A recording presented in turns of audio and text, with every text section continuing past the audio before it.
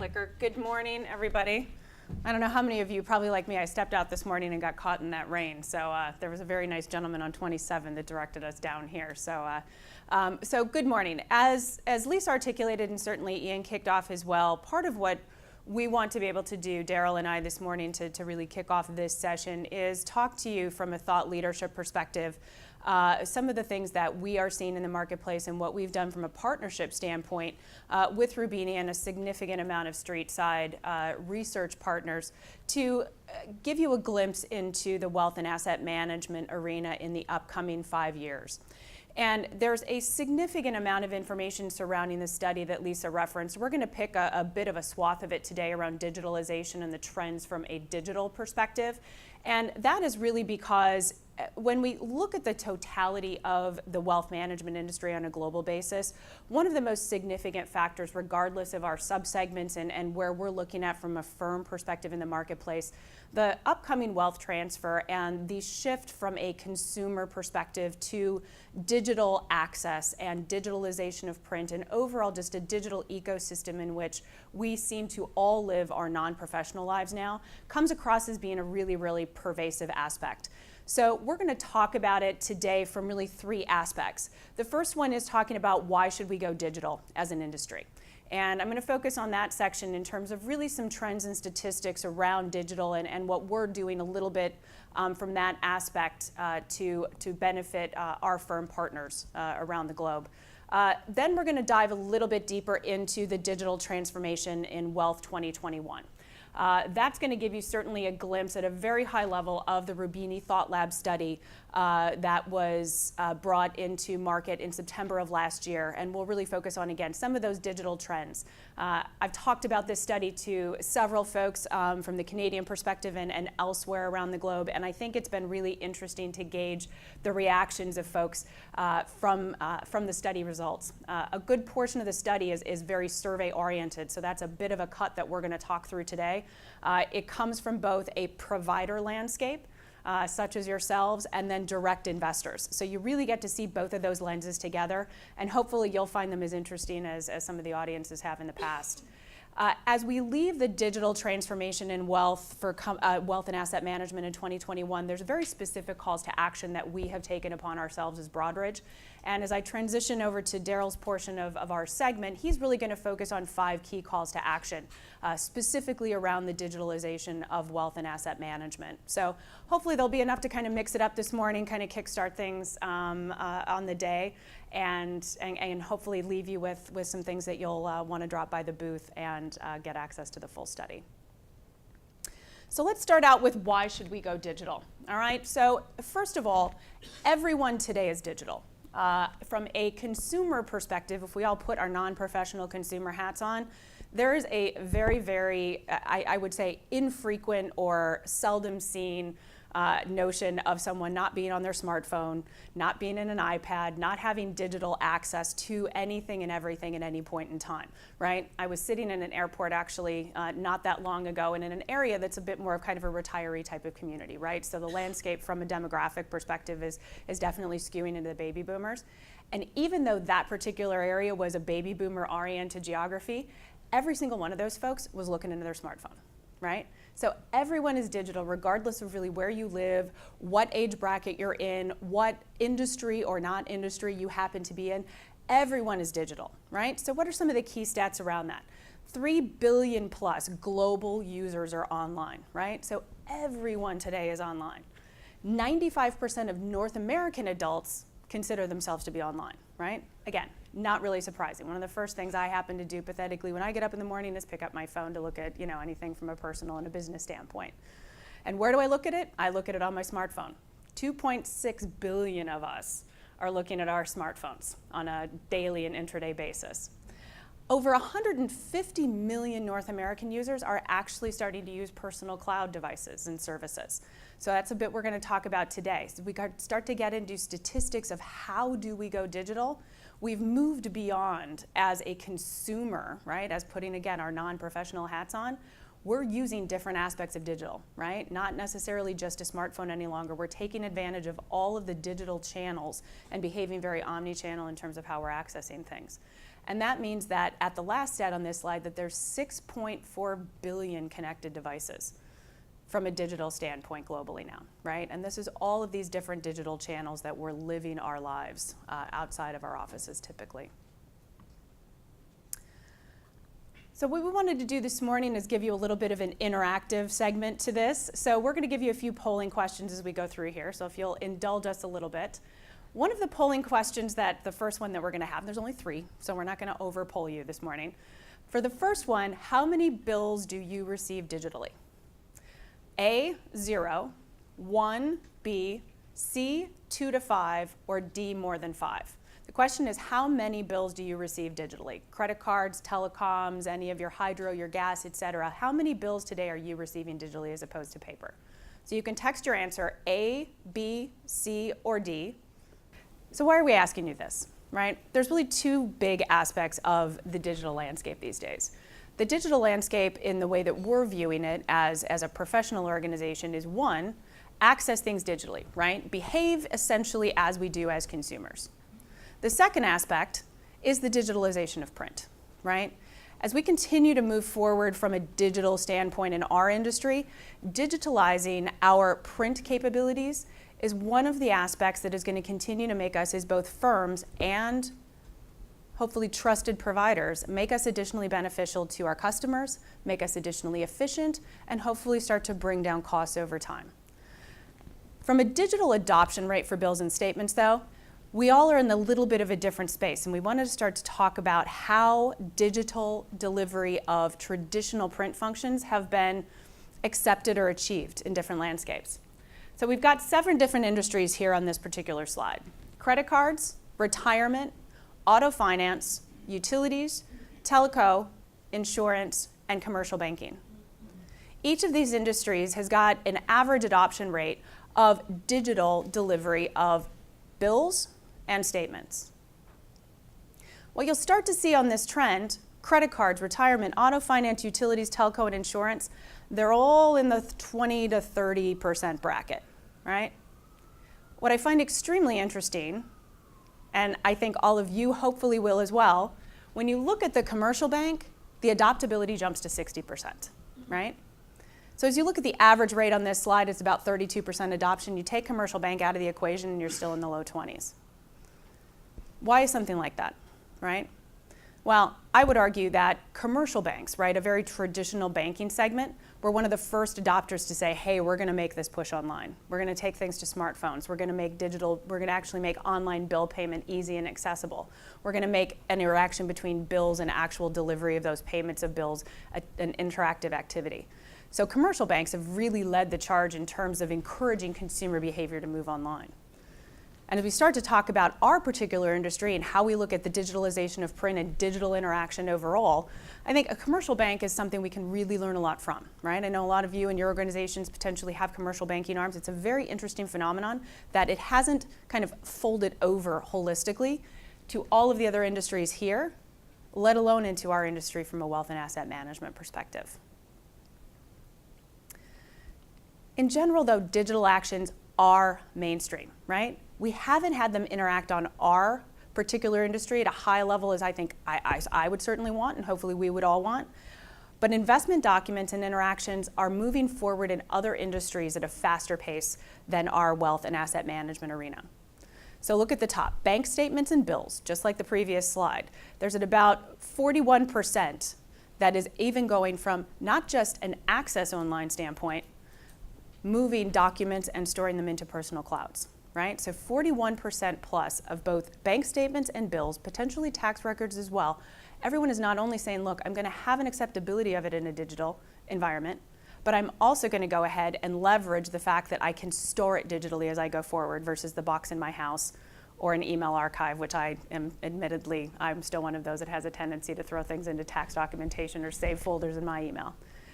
But look at all of these, insurance documents, legal documents, different receipts, mortgage documents on a house potentially.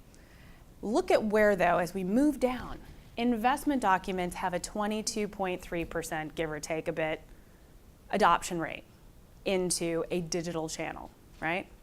We're pretty darn low on that totem pole, right? And we're low on the totem pole, I would argue, not because of a PII concern from a consumer, because bank statements and bills and tax records and insurance documents have just as much important information about me as a person and what I want to be kept private. It's a question of, have we as an industry done everything that we need to do, and are we continuing to evolve in that manner to bring our investment documents into essentially kind of the safe space of bringing it up into a cloud, and even more so, making it easy to do. Because making that easy to do, interacting with digital devices, interacting on an omni-channel basis, as well as being able to maintain documents in a digital format, it's not, as I kind of opened about seeing baby boomers in an airport with their face in a smartphone, it's not something that we need to do to get the millennial business, right? I think as we started to talk about this several years ago, it was all about, oh, we've got to get the millennials. We know there's a wealth transfer coming. There's 30 trillion in assets that are going to be moving from baby boomers to Gen Xers to the millennials, and that we need to focus on them.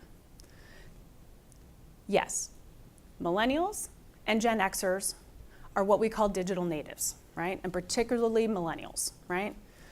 These folks grew up with computers, grew up with the internet, grew up with, it wasn't smartphones back in the day, but it was probably that little Motorola flip phone and some of those other super fun ones, right? They grew up texting. They know how to interact digitally. It's just been part of who they are since they were children. They were taught and brought up in the digital medium, right? Searching on the internet has probably always been a Google, right? Friending is something they will immediately go, oh, that's Facebook, right? There's just a lot of things in that particular generation. It is digitally native. However, don't discount as we move to the other segments of our population, considering oldest millennials are 37, right? They're not these kids that are running around typically that have no money and no jobs anymore, although, you know, some would argue they don't have enough money or a good enough job, right? The oldest Gen Xers, and being one of them makes me sad, 53. Okay, I'm all right. And the oldest baby boomers are 72. Right? So you look at these generations, and while millennials are certainly from a digital native perspective, we know that we need to have those interactions be their primary line of focus. I would argue that the digital native as well is pervasive into that baby boomer generation that has learned smartphones because they want to FaceTime with their grandkids, that has learned texting and emojis because it's the only way I know that my 7-year-old niece decides she wants to interact with my father, is sending him all those emojis, so he suddenly is an emoji kind of, you know, freak at this point. And then there's Gen Xers, that while Gen Xers didn't grow up with friending and Google, Gen Xers grew up with the internet for purpose, right? When AOL came out, it became the primary form of communication, and other internet providers like it. When Amazon and eBay and all of these different shopping channels, et cetera, came out, Gen Xers really gravitated towards that because it became a primary and efficient way of doing things in our lives. So we would argue that from a transformative perspective in wealth management communications, we need to start looking at ways that are going to be impactful for all of our generations, and certainly impactful for those that we're going to be wanting to ensure that we have a relationship with at the wealth transfer point, and as that money moves from the baby boomers to the millennials. So what's an example or an aspect of a way we can do that, right? We've got all these digital trends. We know everybody's digital. We know everybody's online. We know we as an industry, from a statementing perspective, from a bill perspective, from other investment document perspectives, are lagging our competitors in a consumer space. We know that we have an opportunity to potentially even leverage a one-directional communication activity and make it potentially become a bi-directional communication activity with some of these digital natives and other generations that now are much more likely to interact with me in a digital medium. So let's use this as an example. An original document, right, that we typically use. Let's talk about it being a statement. Let's talk about it potentially being a research report. Let's talk about it being a piece of news that we found from somewhere. We've talked about it being a topical element of content that we've written that we think is going to be important.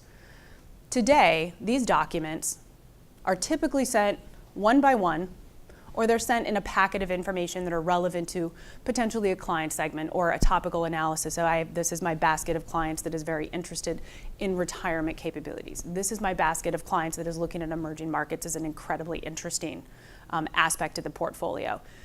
We're looking at these today in a one-directional capability.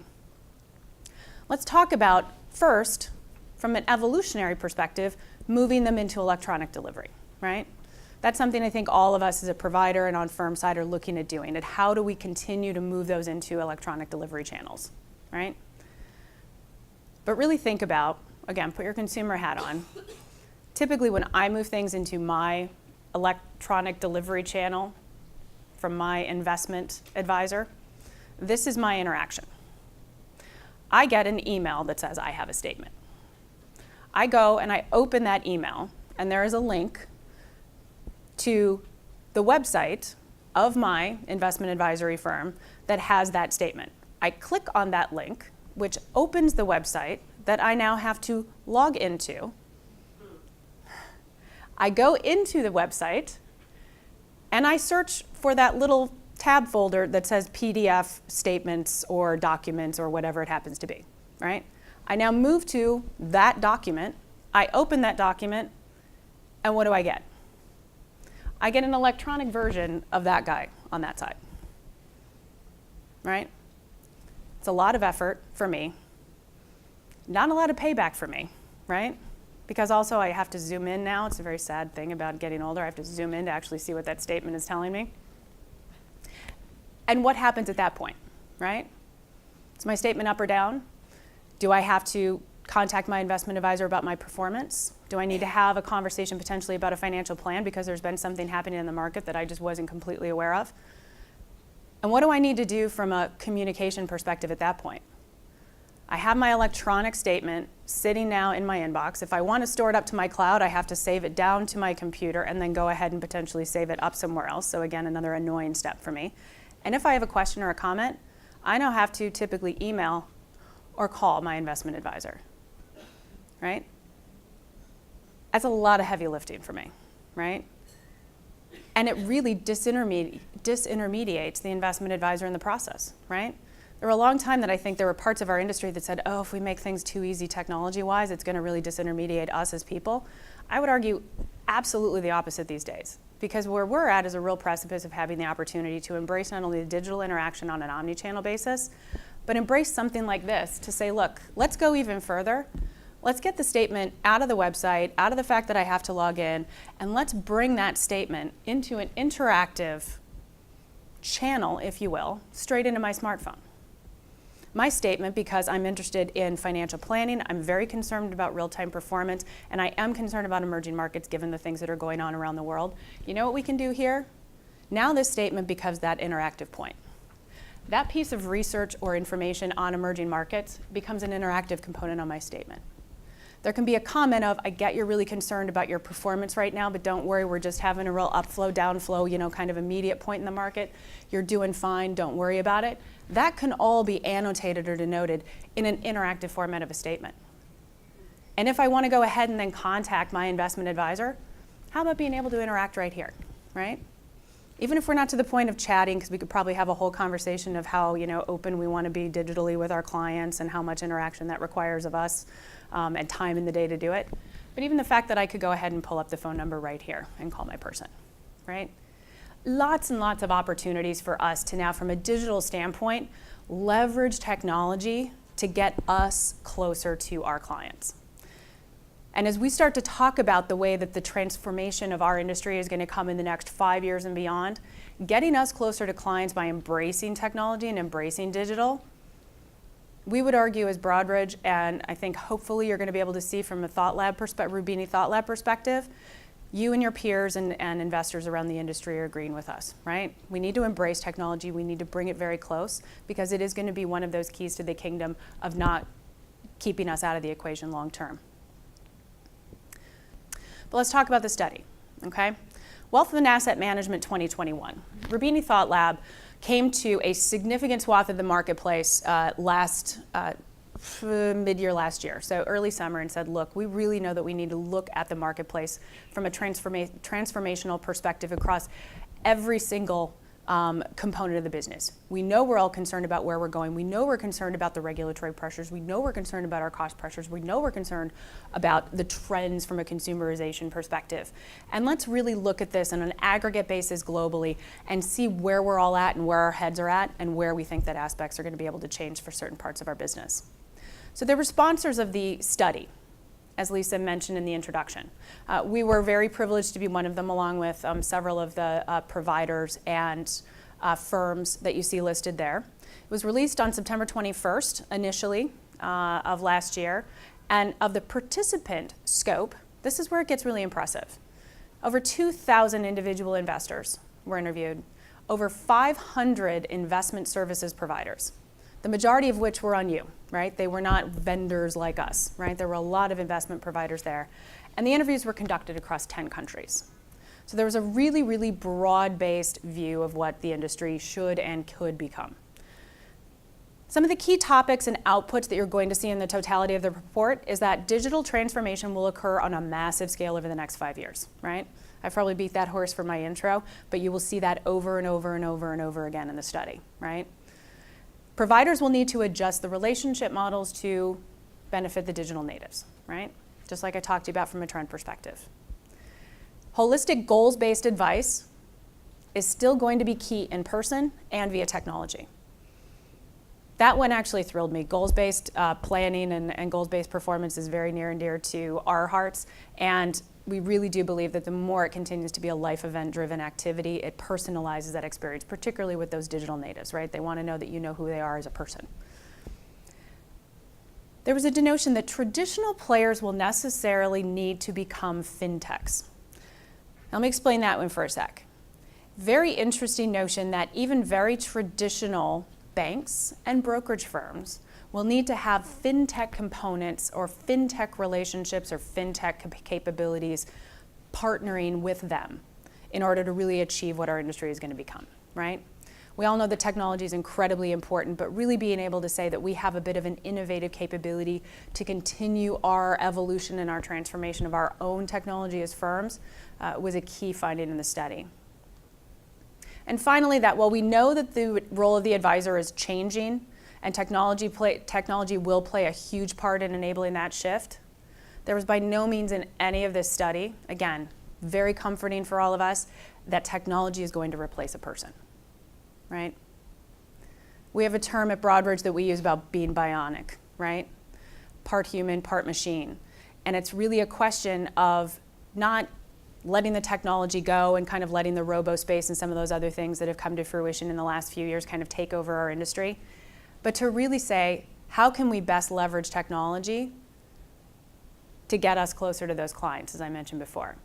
When are we going to be there as a person when they have a massive life event change, either a very, very good one or a very, very tough one? We need to be there as people for them when their life gets more complicated, when their asset picture gets more complicated, right? You can't just go ahead and kind of shove technology out there and have it do its job.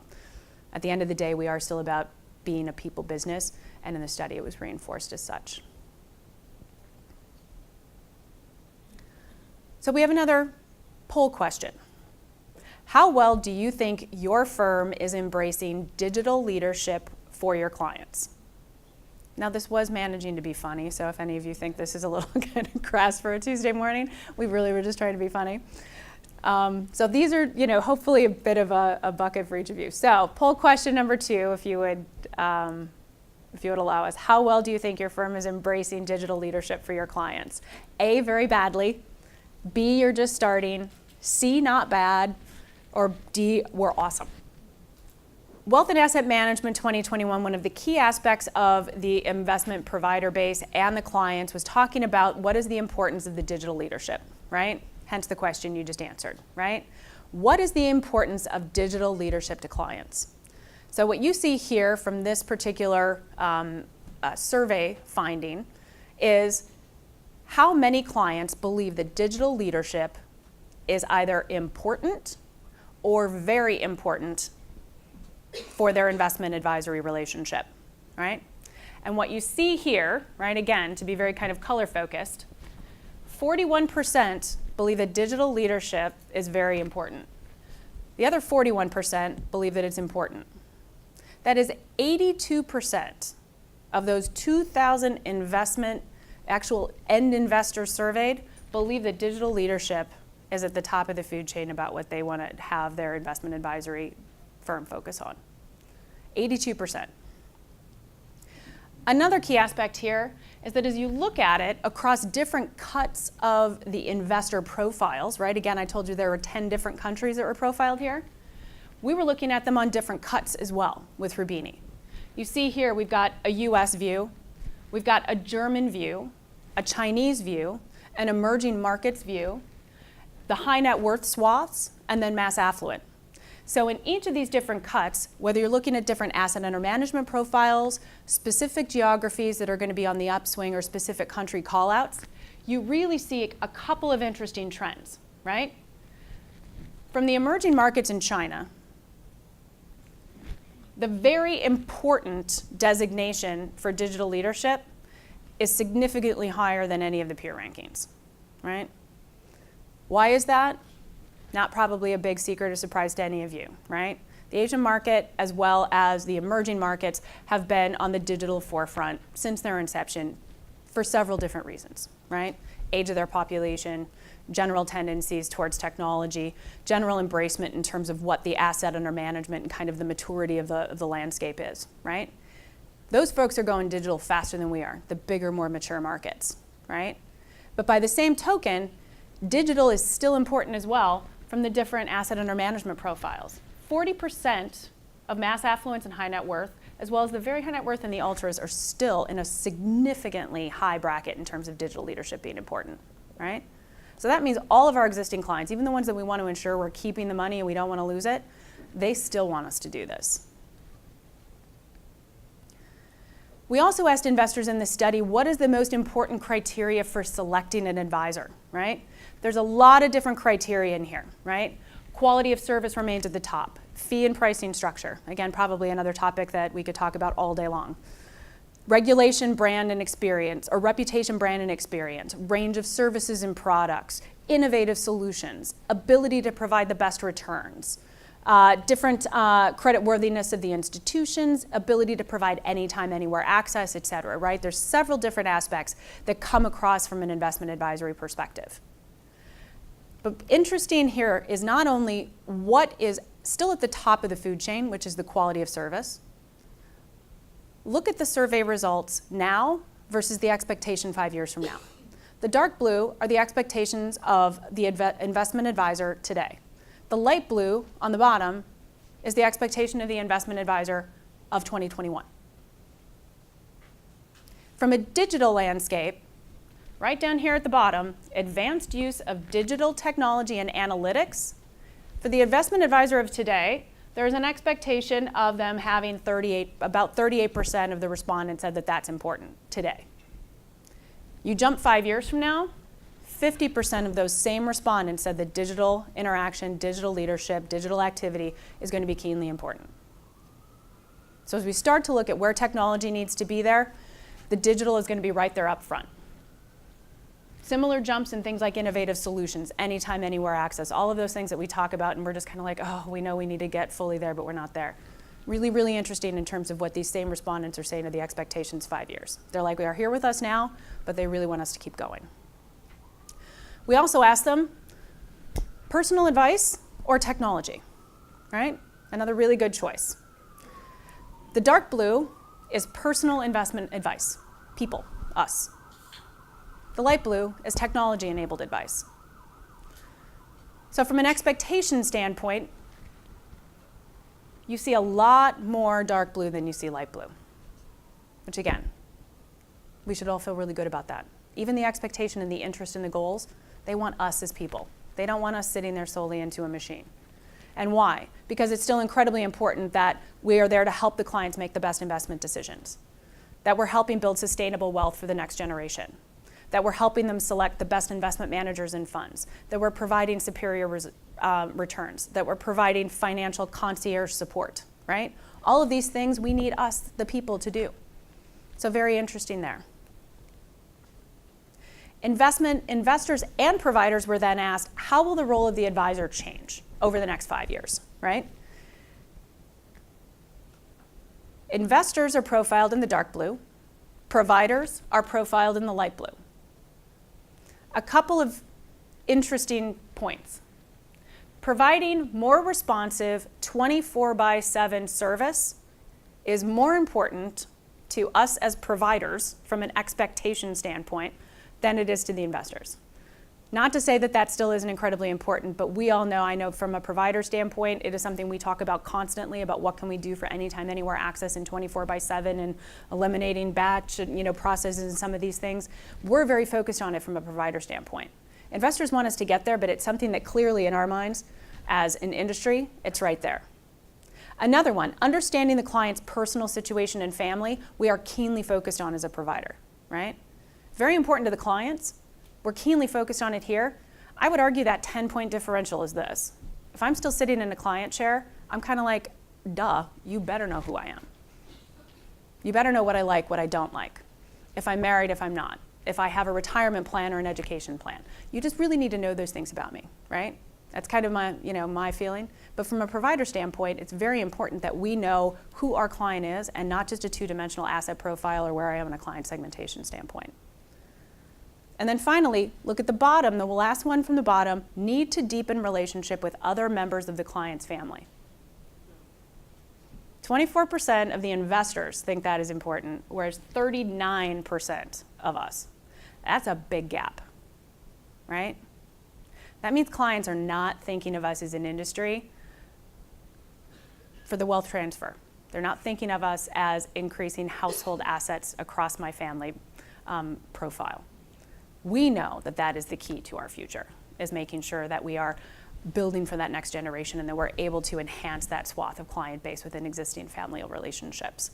But really, really interesting differences in terms of our perspectives as investors and providers. And then as we look at wealth management providers' priorities for digital transformation, again, a very, very robust list of aspects that we want to make go digital in our space. But a couple that are really important call-outs for me. Anytime, anywhere, any device access to information, right? Omni-channel. You're gonna hear Daryl talk about that a little bit in the calls to action. But really being able to essentially go digital, which is where we started out in this section. How can we integrate the consumer experience across all of those channels? How can we not disintermediate the meeting in the office versus the email interaction versus a research report versus a phone call when I need to just chat with somebody versus what I'm going to be sending them on a smartphone? And then how can I really look at different aspects of the digital toolkit to round out and create a holistic 360-degree relationship and really know my client? And I would argue that that is going to be in the next three. Technology enabling our financial planning tools, improving our analytics and tools for tracking the performance of our clients, and ultimately digitally enabling the client onboarding, online trading, and leveraging innovative solutions of the future or the current, like blockchain, right? Lots and lots of things that we have on our plate and interesting to do, but most of them really are coming around two key aspects. Interacting with our clients, our investors, the way that we interact as consumers, going to them, behaving in the way that they want us to, and secondarily ensuring that those activities become collaboration opportunities for us to get closer.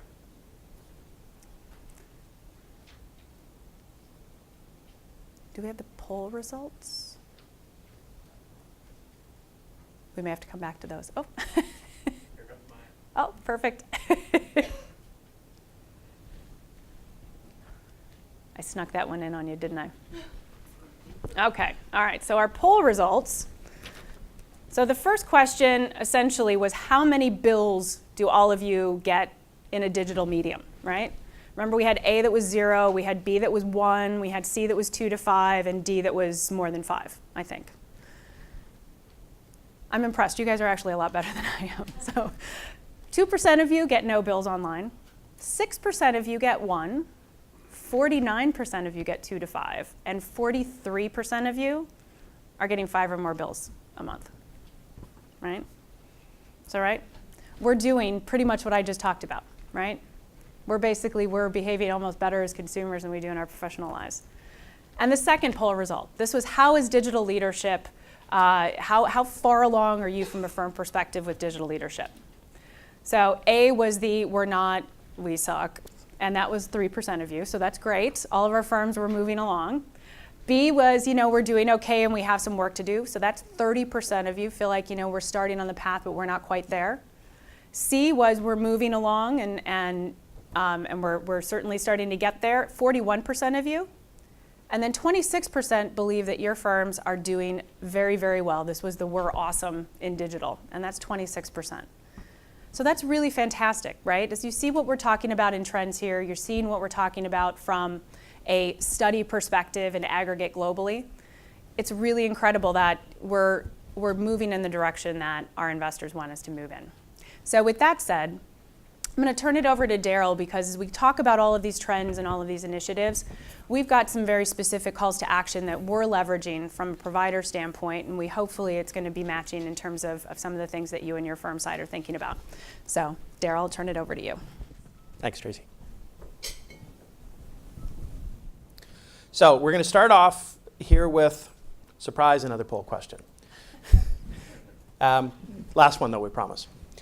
We want to get a little bit of an idea about how your firms are planning your spends. How is your resource going?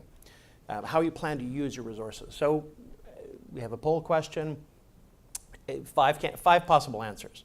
A, consolidating or integrating, or the question is, where are you investing the most time and resources in your firm? Possible answers are A, consolidating or integrating disparate systems and data, so consolidation, improving your customer service. Answer C, improving your client's digital experience. Answer D, improving our trading platforms. Or E, not investing, or investing in other areas that are completely away from this. So A, B, C, D, or E to the same number as the last poll question.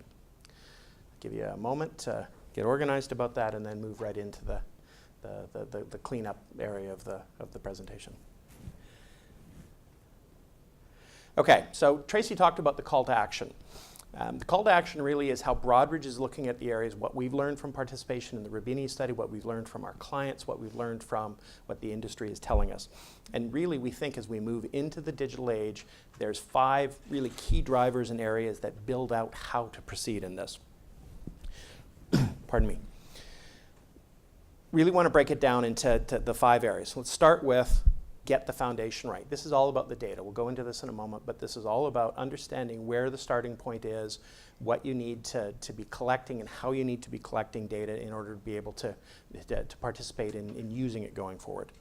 Go bionic. Tracy used that term before. Have anybody actually heard the term bionic in terms of it? Because it's a common term. You start to see it more and more in literature now, but it's really in response to the idea that machine learning and robotics is taking over the world, and the answer really is it isn't. It needs to be part of your mechanisms going forward, and you need to take all that capability that's being developed and wrapped it up with tools for your advisory force. Put it in context. We're going to talk a bit about how you take these things, how you take data, how you take tools, put them into ways that are useful to both advisors and clients. No big surprise, we're a technology company, so we're going to talk about technology, put technology at the center of what to do, and then make it omni. Tracy used the term omni just a few minutes ago, and there's kind of a couple of views at omni. Omni in terms of view of the client and the end client and how the consumer wants to see things, but also omni in terms of how your organization should organize itself to support all of those components. So let's get off here with get the foundation right. This is all about the data. You have access to a wealth of data. Your organizations have data about their shareholders or about the positions, about accounts, and all that information. So you start with you have rich data, you have important data. There are sources of data available to you outside of your organizations. These have important trends for the marketplace that you can incorporate in. And then there are third parties that sell data. We've referenced Experian here, but there are third parties that their business is collecting and selling data. These are really powerful things to put together. The trick is to get those, organize that data, and put them together in ways that tell you things about your business and tell you things about how your business grows. Some of the segments, you can break them down to wealth, credit, marketing, demographics, auto ownership. You could probably run out 10 or 15 of those different kinds of information buckets that you could put together that tell you things about your clients today, about where your clients will be in 5 years, and about the kinds of clients that you might want to have in 5 years to put together that profile and prospecting list. Go bionic. This is all about the tools. This is all about getting tools in the hands of advisors and clients that take advantage of that take advantage of the capabilities that technology brings. So you can integrate that data into portals for advisors, you can deliver things to clients where they want to see them, you can have dashboards, you can have sales. That's all a pretty standard use of data. You also need to be able to mine that data. You need to be able to get things out of it that tell you things about where you want to be tomorrow. That's a really key, it's a really key important, or really important part of that understanding. I think we're all used to seeing things. We've all had screens and statements. You get information. Turning that into what we want to do with that tomorrow is the key to that. And then putting those tools into the hands of the advisors. So what kinds of tools do advisors need is a question that you always need to answer. And what they need next is an even more important question. Part of this speaks to that transfer of wealth. What does the next generation of client need? And Tracy talked about the Generation Xers, which I'm in, but the millennials and the post-millennials, the Generation Z, they're just starting to come into their economic capabilities. So what do you need to have those tools to capture those assets? Put it in context. And really there's the context for the clients. So once you've got that information, how do you deliver that to your clients in a way that your end investors want to see that? Tracy walked through some great examples. And as she was talking about her whole experience with her statement, I got to say that my role in my house is I'm the electronic document administrator, because I'm the only one that can find the thing and save it and read it and log in there, and my wife asks me how to get that, and if I'm not home she can't read it, and a whole lot of things. So I'm the personal electronic document administrator. And this is all about changing that formula. How do you give this information to investors in such a way that you deliver what they need? So goals-based investing, how do you communicate that goal-based investing? How do you translate this things, in the information that you receive, into information that's relevant to me, that speaks to my needs, and goes where I am at any given time? Also, it's about how does an advisor segment their business. Used to be the days of create your A, B, and C clients, focus on your A clients, because those were important.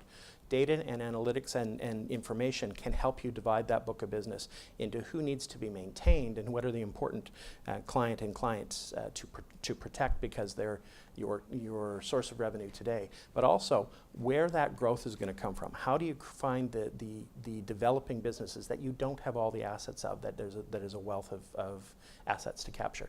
How do you understand who the next clients is? How do you improve that familial generation? How do you drive that business?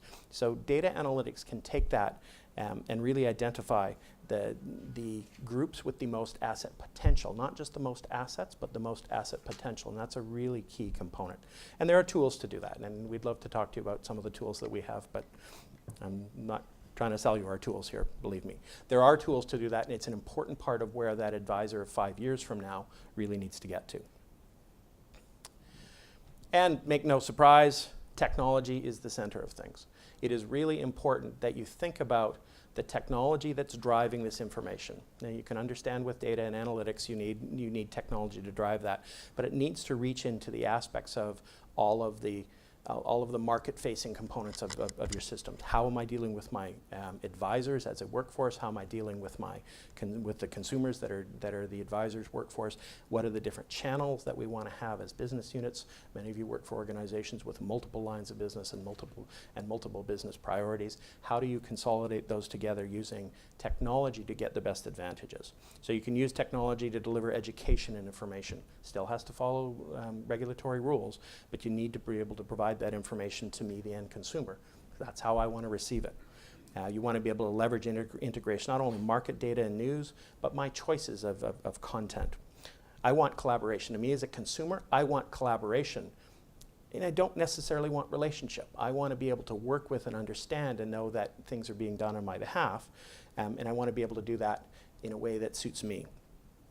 And all of this is driven by using of technology. You want to use technology to deliver information. You also need to deliver it. No surprise, we've been talking for 20 years about technology as efficiency. Once again, technology delivers efficiency, and you need to use the efficient use of technology because it also drives spending. It can be very expensive to drive technology.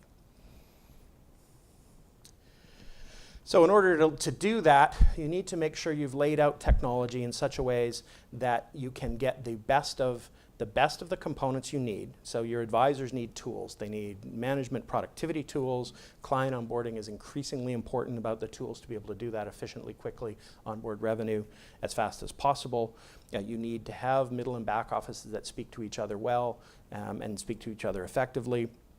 Integration with third parties, and multi-channel delivery. All of this technology needs to be able to be assembled for an advisor tool. It doesn't all need to come from the same place. You need the capabilities to deliver your unique value as an organization across those multiple channels. To do that, you need to drive it through integration technologies. So there's the techno slide there in the middle there, so web services, WSDLs, all of the ways, the common technologies that are used today to integrate systems. You need to have some integration capabilities within your organization to be able to put together the best of breed for your value proposition, to make sure that your value proposition is represented. You need to get data into central places, you need to distribute it out, and you need to make sure that you're not governed by limitations of legacy technology. And you need to pick the best components. You need the components that you want to attract advisors, deliver information, and encourage consumers to use it. So providing interface libraries, providing dashboards, getting information, that's all part of that, but you need to know, you need to think about what information your advisors want on those dashboards and how to present that. And then really the last part here is this idea of omni-channel. So omni-channel, Tracy talked about a little bit from the consumer's perspective. Where do I want my business? Again, a little anecdote. My experience working working with my advisor now, in order to make a change to my portfolio, it's a royal pain in the butt to follow the regulatory compliance. I've got to get a signature on a document and get it to them. It's a very inconvenient process, and I don't necessarily pay attention to what I'm told all the time, so it's also probably very frustrating for my advisor in that experience. I want to be able to work quickly. I want to be able to work digitally. I want to be able to recognize that I need to provide the information that's necessary in order to make investment decisions that are the best on my behalf, but I also want to do it quickly and efficiently without a pain in the butt. So the individual, the consumer, wants things where they want them, whether they want them on their phone, whether they want them in a meeting, whether they want them through video conferencing, whether they want communication. We need to deliver to myself as the consumer when and how I need it. But that creates complicated business world. In fact, many of the organizations with multiple lines of business are developing processes around this in each of those lines in business. And you really have to take the idea of omni-channel delivery of services and also mutualize that from an efficiency perspective. So you need one layer of technology that delivers out to omni-channel, but you need to have centralized technology that can make sure that within your organizations you're efficiently combining all of those processes. So you don't need multiple back offices, you don't need multiple middle offices to meet all of the needs of the consumers. The example here really actually comes from, this is an onboarding workflow. So on the left you're seeing there are multiple business lines, multiple sources of information, and on the right a common shared onboarding process, onboarding workflow to take advantage of information coming in from those multiple lines of business and distributing it back to the consumer in the choices of how the consumer wants that information to be processed and be received. So you take Omni, however the consumer wants, mutualized to make sure that you're using a common process so that's cost effective and in fact cost reductive over time. I think I've zipped through that. That's what being nervous does for you. Did I give you enough time to calculate the last question poll result? Question number 3, where are you investing the most time and resources in your firm? A, consolidating or integrating disparate systems and data. 32% was the response. B, improving customer service, 20%. C, improving your client's digital experience, 32%. D, improving your trading platforms, 8%. And E, other, not investing or investing in other areas, 8%. So there's some reasonably consistent themes there with what we got out of what the future draws out of Rubini and what we got out of the digital experience earlier. But the really too high to note, A, consolidating or integrating, consolidating systems, integrating systems. And That's an expensive proposition, but it's a very important one. And then C, improving your client's digital experience. Again, important, I think, from what we've learned from the information presented today. With that, I think I am done. Are there any questions? Open the floor. Hi. Tracy mentioned something about investment documents, I think it was like 22%. How much of that, though, is due to the fact that the regulators have not caught up? I mean, I know for a fact that they came out with their requirements for delivery of electronic documents. I think it was, I want to say 2001.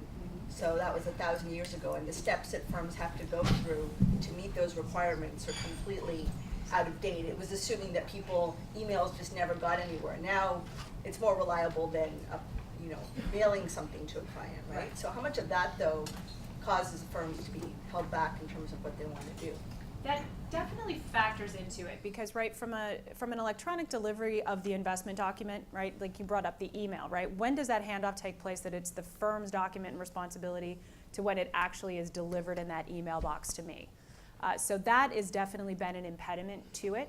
And as we look at a go-forward basis and look at potentially moving that activity straight into a cloud to essentially distribute and lockbox that document in a cloud device, that same handoff from a regulatory perspective needs to be approved and supported to know that once it's delivered into my cloud storage, whether it's going to be ePost, whether it's going to be my Dropbox, whether it's going to be Evernote or a cloud drive, whatever it happens to be, those regulatory handoffs for all of us, we know that's going to need to be well documented to essentially know when that electronic mailbox, we know when that mailbox is closed that it becomes the consumer's responsibility. So I definitely think that has something to do with it. But though I would add to that, and this is my view, but regulations don't govern technology, they govern process. When regulations tell us an end product, they tell us the checks and balances that need to be in place.